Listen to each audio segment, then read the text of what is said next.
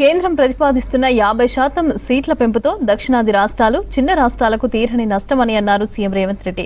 దక్షిణాదికి పెరిగే 272 సీట్లలో 136 సీట్లు జనాభా ఆధారంగా, మరో 136 సీట్లు జీఎస్డీపీ ఆధారంగా పెంచాలని డిమాండ్ చేశారు. దేశానికి అత్యధికంగా ఆదాయం ఇచ్చే దక్షిణాది రాష్ట్రాలకు శిక్షించొద్దని, ఇది దేశ ఐక్యతకే ప్రమాదమని అన్నారు రేవంత్ రెడ్డి.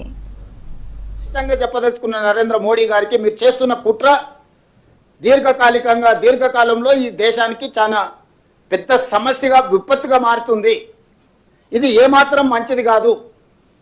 కాబట్టి ఈరోజు మీరు అనొచ్చు, మీరు గుడ్డిగా వ్యతిరేకిస్తే మరి దీనికి పరిష్కారం ఏందని. అందుకే హైబ్రిడ్ మోడల్ నేను ప్రపోజల్ చేయదలుచుకున్నా. ఈ హైబ్రిడ్ మోడల్లో మీరు 272 సీట్లు మీరు పెంచాలని నిర్ణయించుకున్నారు కదా, అందులో 50%, 136 సీట్లు మీరు చెప్పుకుంటున్న ప్రోరేటా ప్రకారం ఇచ్చుకోండి.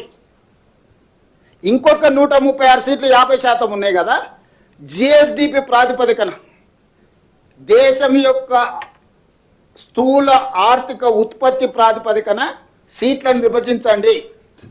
అప్పుడు జనాభా నియంత్రణ చేసి దేశ ఆర్థిక వ్యవస్థకు ఆదాయాన్ని తెచ్చిపెట్టిన రాష్ట్రాలను మీరు గౌరవించినట్టు అవుద్ది. కాబట్టి ఈ హైబ్రిడ్ మోడల్ తీసుకోండి. మీరు అనుకుంటున్న ప్రోరేటా ప్రకారము నువ్వు పెంచాలనుకున్న సీట్లలో 50%, ఇంకొక 50% జిఎస్డిపి ప్రాతిపదికన ఈ దేశ ఆర్థిక వ్యవస్థలో స్థూల ఉత్పత్తిలో అత్యధికంగా భాగస్వామ్యం చేస్తున్న రాష్ట్రాలకు మీరు సీట్లు ఇవ్వండి. ఇప్పటికే నార్త్ ఈస్టర్న్ అండ్ యూనియన్ టెరిటరీస్లో జనాభా ప్రాతిపదికన పార్లమెంట్ సీట్లు లేవు. ఈశాన్య రాష్ట్రాలలో, యూనియన్ కేంద్ర పాలిత ప్రాంతాలలో జనాభా ప్రాతిపదిక లేదు. అక్కడి నుంచి ప్రాతినిధ్యం ఇవ్వాలని చెప్పి చిన్న చిన్న రాష్ట్రాలు ఉన్నాయి. ఇప్పుడు గోవా 10-12 లక్షలు ఉంటుంది మొత్తం జనాభానే, 12 లక్షలు ఉంది ఓటర్లు, 2 ఎంపీలు ఉన్నాయి. మల్కాజ్గిరిలో 36 లక్షల ఓట్లు ఉన్నాయి. 3 గోవా రాష్ట్రాలు ఈజ్ఈక్వల్ టు ఒక మల్కాజ్గిరి పార్లమెంట్. డయ్యూ డామన్ లేకపోతే ఇట్లాంటివన్నీ ఏవైతే ఉన్నాయో ఇవన్నీ కూడా ఈశాన్య రాష్ట్రాలలో కూడా మీకు చిన్న పాపులేషన్కు ఎంపీ సీట్లు ఉన్నాయి.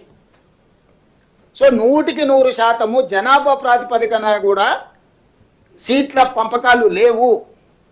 ఈశాన్య రాష్ట్రాలలో, కేంద్ర పాలిత ప్రాంతాలలో ఆ ప్రాంతాలకు ప్రాతినిధ్యం ఇవ్వడానికి జనాభాను పక్కన పెట్టి వాళ్ళకి ప్రాతినిధ్యాన్ని ఇచ్చిండ్రు.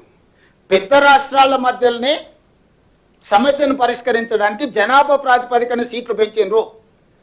ఈ పెంచిన సీట్లను, ఈ ఉంచిన సీట్లను, ఇచ్చిన సీట్లను ఈరోజు మళ్ళీ మీరు పెంచుకుంటూ పోతే ఈరోజు దక్షిణ భారతానికి, ఉత్తర భారతానికి విపరీతమైన అంతరం ఏర్పడుతుంది.